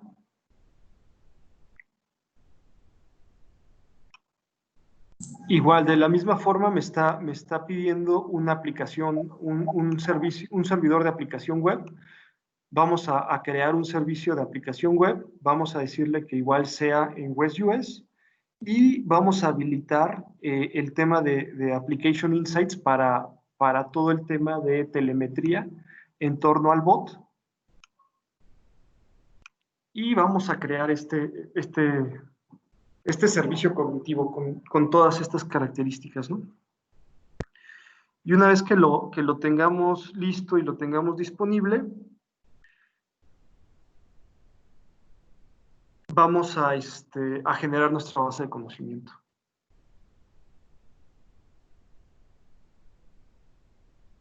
Muy bien. Vamos a darle un minuto en lo que se configura esta parte, en lo que se crean todos los recursos. Y vamos a regresar al Q&A, ¿no? Lo que vamos a trabajar a continuación va a ser la creación de la base de conocimiento, ¿no? La verdad es que también es un proceso, pues, sencillo, bastante sencillo. Y perfecto. Aquí ya tenemos nuestro grupo de recursos creado y disponible, con el cual vamos a poder trabajar con nuestras preguntas y respuestas, ¿no? Vamos a ver qué recursos nos creó. Aquí tenemos, bueno, diferentes recursos creados, un servicio de búsqueda, Application Insights, un App Service, un App Service y un servicio cognitivo, ¿no? Básicamente este servicio cognitivo es el que vamos a utilizar para configurar el bot, ¿no? Aquí se me fue este servicio cognitivo, lo dejé en West US en vez de West US 2.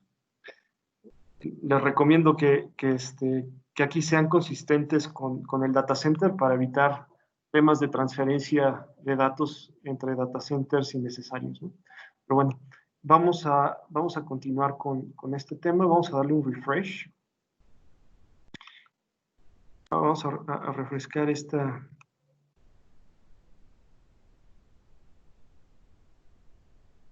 ¿Ok?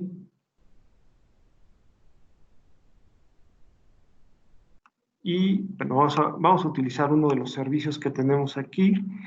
Y ahora vamos a crear una base de conocimiento. Esta base de conocimiento está en inglés. Vamos a dejarla así en inglés. Vamos a ponerle un nombre. Aquí en el nombre le vamos a poner Meetup. Y ahora lo que me está diciendo es que vamos a poblar esa base de conocimiento. Ustedes pueden escribir las preguntas y respuestas de manera manual o pueden apuntar a una URL para como una base de conocimiento inicial, ¿no? Así es que aquí vamos a utilizar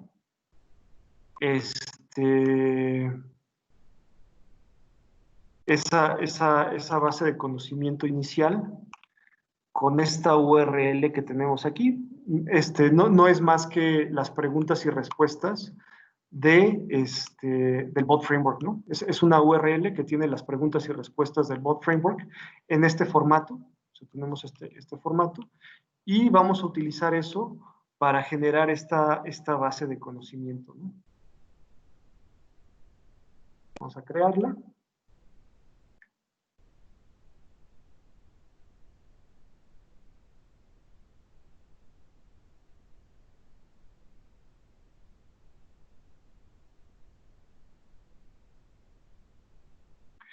Y pues básicamente lo que está haciendo el Q&A Maker es que me está trayendo todas las preguntas y respuestas que encontró en esa URL, me las está organizando aquí y yo puedo hacer preguntas y esta es la respuesta que me va a hacer, ¿no? Algunas de las ventajas que tiene el Q&A Maker es que no es necesario no es necesario tener las preguntas tal cual como las tengo aquí escritas, ¿no? O sea, si tengo un poco de desviación en términos de la pregunta, el Q&A Maker es capaz de entender esas desviaciones y entregarme respuestas asociadas a esas desviaciones, ¿no? A final de cuentas, este servicio cognitivo lo que me va a entregar y lo que vamos a ver en los logs es una calificación.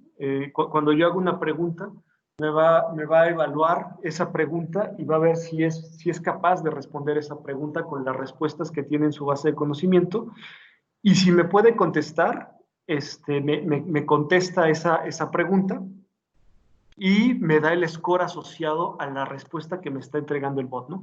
Y esa respuesta, pues, es un número entre 0 y 1, ¿no?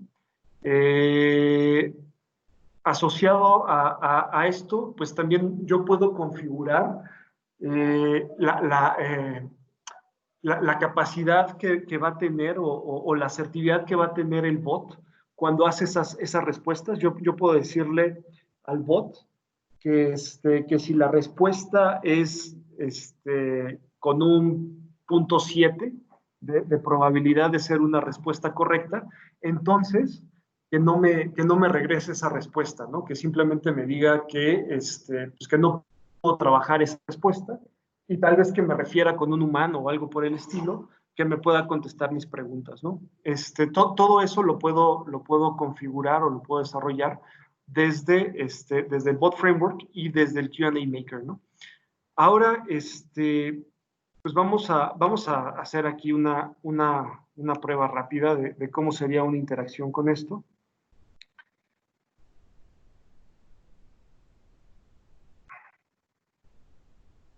Vamos a ponerle...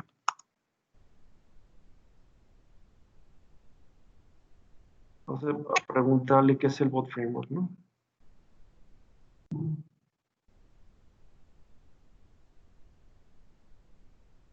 Perfecto. Si se fijan, pues aquí le estamos haciendo una pregunta y nos está entregando una respuesta que tiene él en su base de conocimiento, ¿no? Esto lo podemos o esta interfaz la podemos usar para interactuar con el bot y ver cómo se está comportando el bot con las preguntas y respuestas que tenemos configuradas para trabajar con él, ¿no? Aquí vemos que, bueno, pues el bot está trabajando o está resolviendo estas preguntas y respuestas. Podríamos estar haciendo estas interacciones con el bot y con los mecanismos o los componentes de telemetría que configuramos en Azure, podríamos estar monitoreando todas esas preguntas y respuestas y ver qué preguntas están haciendo los usuarios que no hemos sido capaces de contestar, ¿no? Y retroalimentar esta base de conocimiento para poner esas preguntas y ser capaz o permitirle al bot responder esas preguntas, ¿no? Aquí vamos a decirle al bot que ok, está bien esta base de conocimiento y que queremos entrenar un modelito con esta base de conocimiento.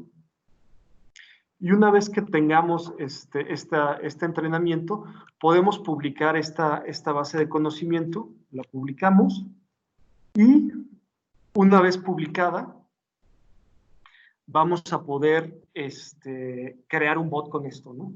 Aquí ya tenemos una base de conocimiento que creamos de manera satisfactoria, y aquí podemos crear un bot que va a utilizar o va a hacer uso de esta base de conocimiento para poder hacer preguntas y respuestas, ¿no?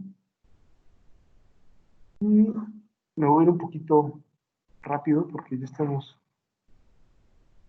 al borde de la hora, pero vamos a ver.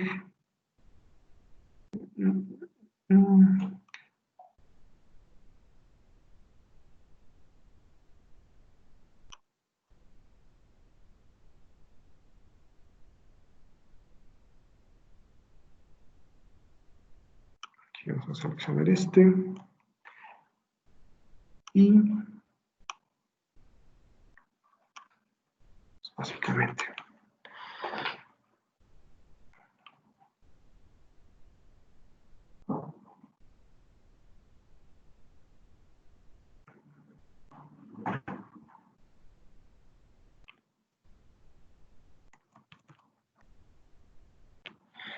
ahí me mandó un error de que ese nombre de bot ya está siendo utilizado. Vamos a crearle uno nuevo.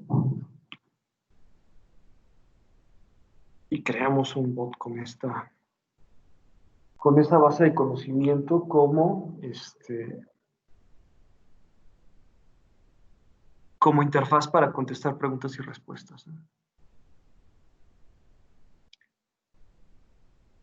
Esos son como un par de métodos que tenemos para crear los bots. Y a continuación vamos a mostrarles un método más moderno que les permite desde una interfaz gráfica crear estos bots, ¿no?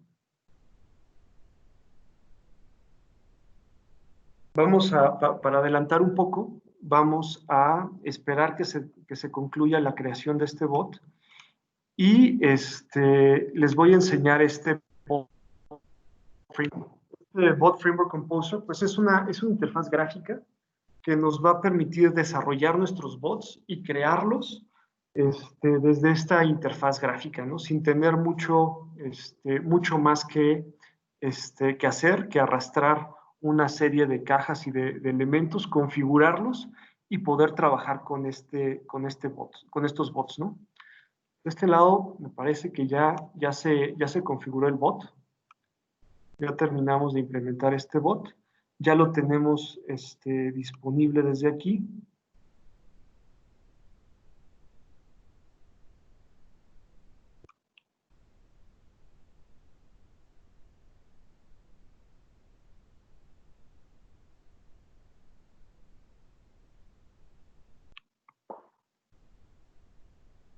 Y déjame ver. Ahí está. Vamos a escribirle cualquier cosa. Ahí le escribo hola, y lo que me está respondiendo la base de conocimiento es que no encontró una respuesta para hola, ¿no? Eso no es una pregunta. Y ahora vamos a preguntarle qué es el Bot Framework, ¿no? Y bueno, aquí, pues básicamente me está diciendo, bueno, no he encontrado una pregunta o una respuesta similar a lo que me estás preguntando. pero no te refieres en realidad a alguna de estas, bueno, vamos a preguntarle por qué Microsoft desarrolló el bot framework, ¿no? Y aquí, bueno, pues ya me está entregando una respuesta, ¿no? Y ya está haciendo uso de esa base de conocimiento que generamos hace un segundo, muy básica, hay mucho que hacerle todavía, mucho que trabajar con ella, pero pues es un principio y es algo que pues podemos hacer funcionar muy, muy rápidamente, ¿no? Ahora sí vamos a trabajar con el Bot Framework Composer. Esta, pues, como les decía, es una interfaz gráfica. Vamos a crear un nuevo bot. Vamos a decirle que queremos crear un nuevo bot, pues, de la nada. Básicamente vamos a crearlo desde cero. Y vamos a ponerle a este bot Meetup, Analytics and Python.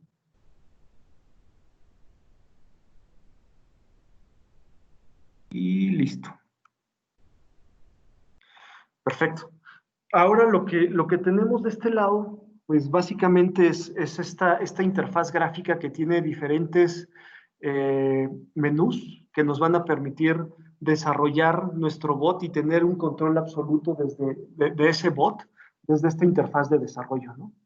Aquí, pues una de las cosas que son importantes para trabajar con estos bots es que podemos tener disparadores o triggers que nos van a disparar una acción y vamos a tener también diálogos, ¿no? o conversaciones que vamos a llevar con nuestros bots, ¿no? De manera predeterminada, cuando genero uno de estos bots, lo que hace este bot es que me entrega un primer trigger o un primer disparador que se llama greeting, ¿no? Pero bueno, aquí le podemos poner saludo, ¿no? Le estamos poniendo que este primer trigger o disparador se va a llamar saludo, ¿no? Y este disparador se va a estar, o este evento, este proceso se va a estar ejecutando, esto está en un loop que se va a estar ejecutando, y aquí me está mandando pues una respuesta que asociado a un welcome user, ¿no? A una función que se llama welcome user. Y todo lo que va a hacer este bot en este momento con esta configuración simplemente es saludarme, ¿no? Yo aquí le puedo decir que quiero iniciar el bot. Ya con esto que tengo ahorita yo ya puedo empezar un bot o trabajar con este bot. Le di la opción de iniciar el bot y lo que vamos a hacer a continuación es utilizar un emulador o utilizar otra herramienta que se llama el Bot Framework Emulator para poder interactuar con este bot, ¿no? A ver. Muchas cosas.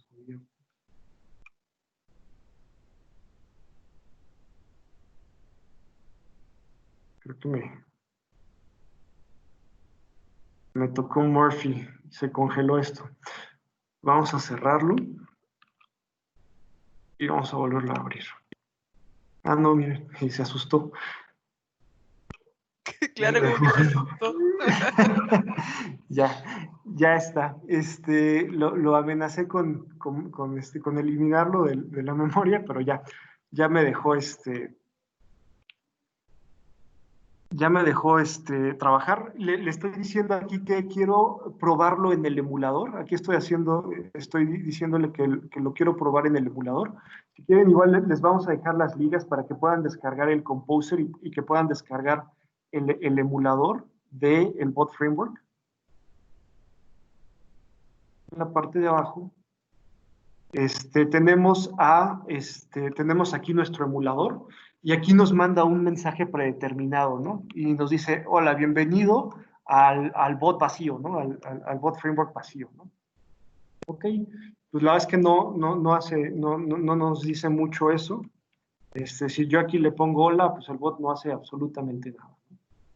Vamos a cerrar esto y vamos a cambiar un poquito este mensaje, ¿no? La verdad es que lo que yo quiero es mandarle un saludo al bot y decir, bueno, pues tal vez, hola, soy el bot de del Meetup de Analytics.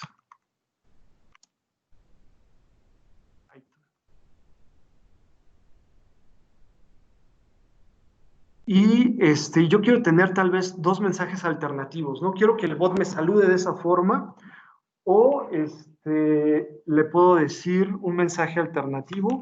Este es un mensaje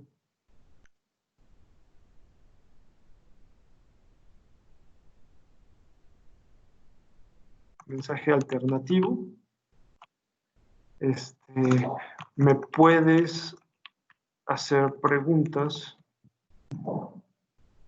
del bot framework. Y vamos a reiniciar el bot con esto. Y a continuación vamos a probar el bot en el emulador, ¿no? Aquí levanto el emulador. Y si se fijan, bueno, pues ya está cambiando el mensaje, ¿no? Hola, soy el bot del Meetup. Si vemos de este lado, yo definí simplemente con guiones. Esta es una sintaxis que utiliza el bot framework, el bot framework composer, perdón, donde si yo le escribo este guión medio y le pongo un texto, va a tomar esto como alternativas, ¿no? Va a estarme generando ese saludo, de manera aleatoria cuando yo me logueo con el bot framework, ¿no? Así es que ahorita, o en este momento, lo que estamos viendo es, hola, soy el bot del Meetup de Analytics de Python, ¿no?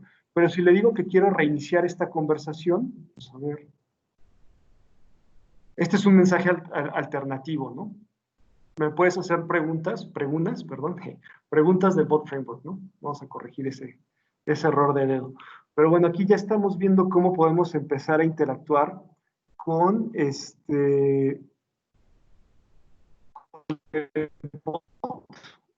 simplemente con el tema del saludo, ¿no? Perfecto. Ahora, una de las cosas que vamos a querer poder analizar o obtener de este bot son temas de intenciones, ¿no? Imaginemos que yo quiero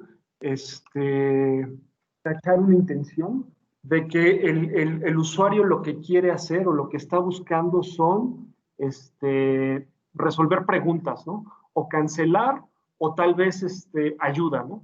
Son como diferentes esquemas o diferentes conversaciones que yo podría tener con este bot, ¿no? Así es que vamos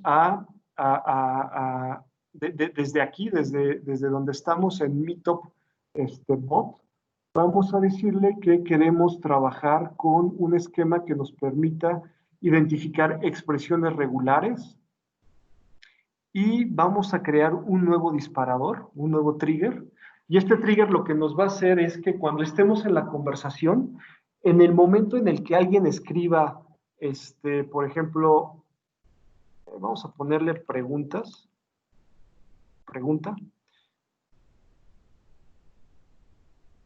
se dispare un evento, ¿no? Este bot va a estar escuchando todo el tiempo y cuando se escriba la palabra pregunta, vamos a disparar una conversación en particular que nos va a permitir tener un flujo con los usuarios, ¿no? De esta forma de la misma forma voy a crear un nuevo diálogo y a este diálogo le voy a poner pregunta. Y aquí tengo un inicio de diálogo. Este disparador de pregunta yo le voy a asociar un esquema de diálogo. Aquí le voy a decir, voy a empezar un nuevo diálogo. Cuando encuentres la palabra pregunta en el diálogo, quiero que me dispares un nuevo diálogo y que ese nuevo diálogo apunte al diálogo que generé aquí abajo, que es pregunta. Y vamos a ponerle aquí en el nombre del diálogo, pregunta. Y aquí en pregunta, yo simplemente le voy a escribir que le mande una respuesta al usuario y que le diga, hola, vamos a responder preguntas del bot framework. Y vamos a probar eso que hicimos en este momento, ¿no? Vamos a probarlo en el emulador.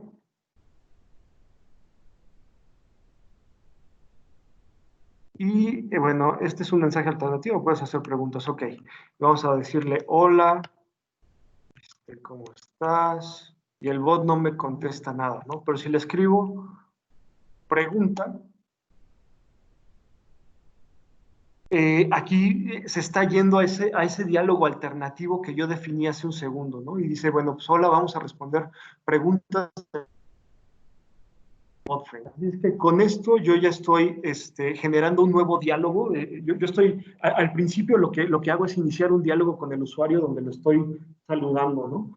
El usuario puede escribir varias cosas y en este momento, pues todas las cosas que me escriba, pues muchas no las voy a entender o no las va a entender el bot, pero lo que sí va a entender es cuando yo le escriba pregunta, ¿no? Si yo le escribo aquí, tengo una pregunta, me identifica esto como, como el evento de pregunta y me lanza al diálogo de pregunta, ¿no? Y aquí me está diciendo, hola, vamos a responder preguntas del bot framework. De una manera muy sencilla, pues estamos iniciando este diálogo con el bot. Ya estamos en esta zona o en esta fase donde vamos a decirle al usuario que por favor nos escriba su pregunta, ¿no? ¿Cuál es tu pregunta? Vamos a preguntarle eso al usuario, ¿no? ¿Cuál es tu pregunta? Y esto lo vamos a almacenar en una variable que se llame user.question. Perfecto. Con eso vamos a estarle preguntando al usuario cuál es su pregunta, vamos a probarlo y vamos a ver el resultado de esto que estamos haciendo, ¿no? Pero ya estamos generando esta conversación con el bot, ¿no? Y le escribo hola, vamos a ponerle pregunta. ¿Y cuál es tu pregunta? ¿No? Aquí ya me está preguntando cuál es mi pregunta.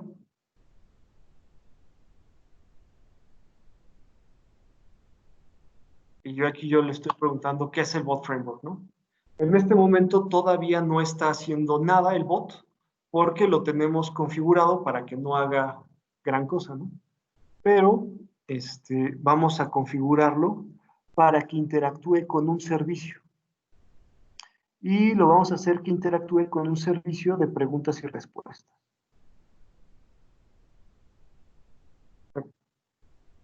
Aquí yo le estoy diciendo que queremos que este bot interactúe con un servicio de preguntas y respuestas.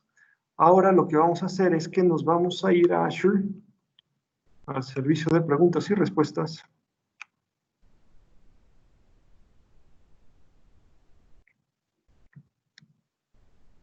Y vamos a ir a las bases de conocimiento que tengo.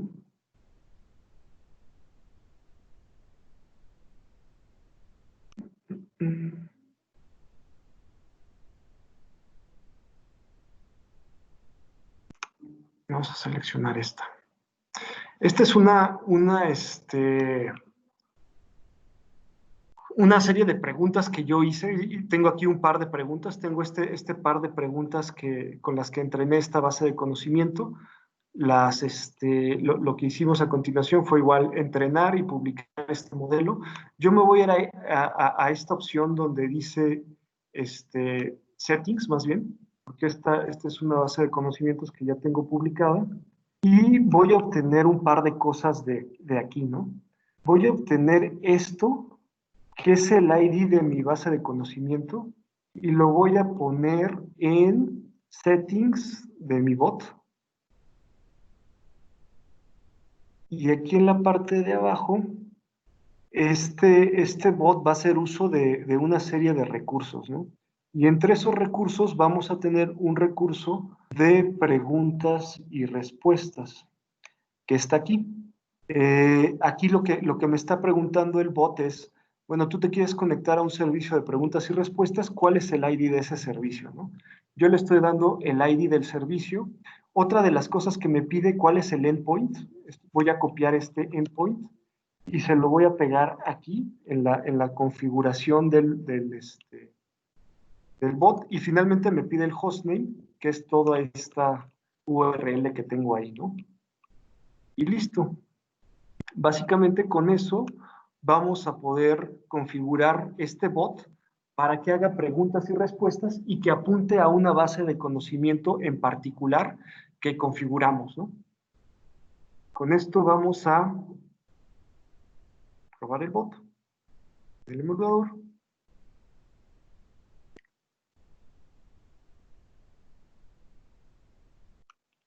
Y aquí vamos a decirle que tenemos una pregunta. ¿Y cuál es tu pregunta? Déjenme ver, porque no me acuerdo qué preguntas ya lo entrené, pero me parece que es ¿qué es el bot framework? ¿No? ¿Qué es el bot framework? Vamos a ver. ¿Qué es el bot framework composer? Vamos a preguntarle eso. ¿Qué es el bot composer? Y bueno, aquí ya está haciendo la conexión con esa base de conocimiento y nos está entregando una respuesta, ¿no? Esta es una tercera alternativa visual para crear estos bots y hacerlos de una manera muy rápida, muy sencilla. Y este bot, pues lo podemos ir extendiendo tanto como queramos. Podemos agregar, ahorita tenemos en este momento tenemos este diálogo de preguntas, pero incluso podríamos estar agregando más diálogos, ¿no? Aquí podríamos agregar un nuevo, más que un nuevo diálogo, un nuevo trigger, que busque ya no nada más la palabra pregunta, sino ahora la palabra ayuda, ¿no? Y seguir una pista o una conversación diferente con este bot, ¿no? Con un nuevo diálogo, ¿no? Aquí vamos a crear un nuevo diálogo que se ayuda, ¿ok? Y vamos a decirle...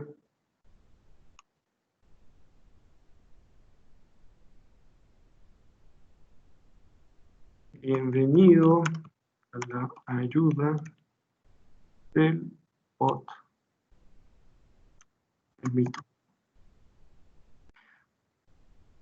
Y muy bien, vamos aquí a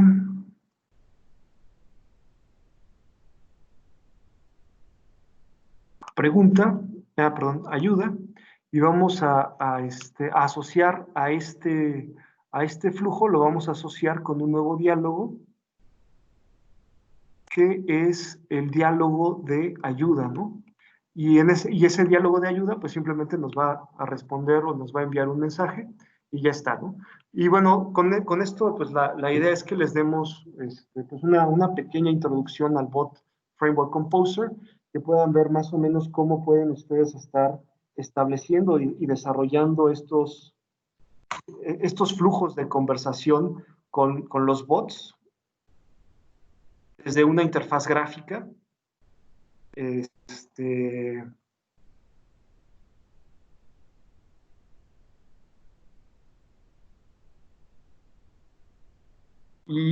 poder incluir servicios cognitivos en las interacciones que tenemos con estos bots, ¿no? Pues básicamente esto es lo que les teníamos preparado. Nos llevamos un poquito más de tiempo, una disculpa por alargarnos. Ese es básicamente el material que tenemos, y tenemos por ahí algunas ligas que les podemos compartir con mucho gusto para que puedan aprender un poquito más de estas herramientas, ¿no? De hecho, esta es una herramienta que empezó a estar disponible en noviembre del año pasado, así es que es relativamente nueva, y pues ya estamos, ¿no? Muchas gracias, Víctor. Víctor, hay dos dudas que estuvieron dando vuelta en el chat. Una que dice si el emulador incluye algún bot avanzado que se pueda cargar, probar y aprender de él, como una especie de template, yo me imagino. Existen diferentes templates. De hecho, hay varias ligas. Si ustedes buscan en GitHub, les voy a mandar una liga aquí en el chat. donde ustedes pueden estar viendo todas esos diferentes plantillas que están disponibles con diferentes lenguajes, tanto que pueda aprender. Yo creo que, la verdad es que no he visto una plantilla del bot que pueda aprender por sí mismo. Yo creo que ahí tenemos que nosotros estar haciendo justo el análisis de la telemetría del bot y de las cosas que no está pudiendo aprender ese bot para poderlo reentrenar y poderle enseñar esas nuevas preguntas que no está pudiendo contestar, o ponerlas como sinónimo de las preguntas que ya están ahí disponibles. Pero sí, eso es lo que al menos a mí me ha tocado ver hasta este momento, ¿no? Y también hay otra pregunta que dice si puede hacer una integración entre el Bot Framework y un Text Analytics para que reaccione dependiendo del sentimiento de la aseveración. Totalmente. Sí, como hicimos nosotros esta invocación del Q&A Maker, nosotros podríamos, en vez de hacer esa interacción con el Q&A Maker, podríamos hacer una integración con el servicio de Sentiment Analysis, de los servicios cognitivos, o si ustedes tienen o han desarrollado un modelo de minería de texto que puede hacer estas funciones, ustedes pueden encapsular ese modelo y mandarlo llamar desde el Bot Framework y tener esa interacción, ¿no? Igual podría ser tal vez un modelo de minería, ¿no? Donde le quieran hacer una venta cruzada al bot, un modelo de Machine Learning, perdón, de minería. Yo estoy en los 2000, perdón, y podrían hacer esa interacción con esos modelos y mandarlos llamar desde el Bot Framework, ¿no? Sin ningún problema. Perfecto. Y bueno, ahí no sé, Cristóbal, ¿prefieres tú preguntar o pregunto yo? Bueno, hola Víctor, acá Cristóbal. Te quería preguntar si se puede conectar el Bot Framework a algún voice to text para llevar una conversación telefónica. En caso, por ejemplo, de que llame un cliente a una central telefónica y se ponga a hacerle preguntas al bot. Totalmente viable. Sí es posible interactuar con voz, con el bot. Igual, de la misma forma, tenemos servicios cognitivos que pueden tomar esa voz y convertirla en texto. Y después de convertirla en texto, pueden hacer análisis de sentimiento de eso, pueden extraer palabras clave de eso, y con esas palabras clave, el bot puede ejecutar acciones, ¿no? Estos triggers que veíamos ahí, podrían ser parte de ese lenguaje que tenemos ahí con las personas. Ya no nos dio tiempo de mostrarles el Luis, pero podrían estar identificando todas esas palabras clave y disparar acciones en el bot sin ningún problema. Súper. Perfecto. Muchas gracias. Oye, muchas gracias, Víctor. Muchas gracias a todos los expositores, también a la Lore que estuvo por ahí entre medio corriendo. También muchas gracias a todos por venir. La verdad yo siempre lo digo, este meetup es de todos. Gracias a todos ustedes que también hacemos de que la comunidad crezca. Y obviamente esto hace también un poco de impulso para que ustedes también participen en mostrar alguna presentación, algo entretenido que quieran compartir. Y bueno, están invitados para el próximo meetup. Siempre recuerden el primer miércoles de cada mes. Y recuerden ahora que estamos haciendo sponsor de JupyterCon. Así que por ahí vamos a tener alguna sorpresa en el próximo meetup. De hecho, tenemos por ahí unos regalitos que vamos a hacer, unas entradas en particular. Pero la vamos a estar comentando ya en el próximo meetup. Así que los esperamos. Y de nuevo, muchas gracias a todos los expositores. Y nos estamos viendo en un próximo capítulo. Muchas gracias. Chao. Muchas gracias a todos. Chao. Muchas gracias. Gracias. Chao, chao. Chao, chao.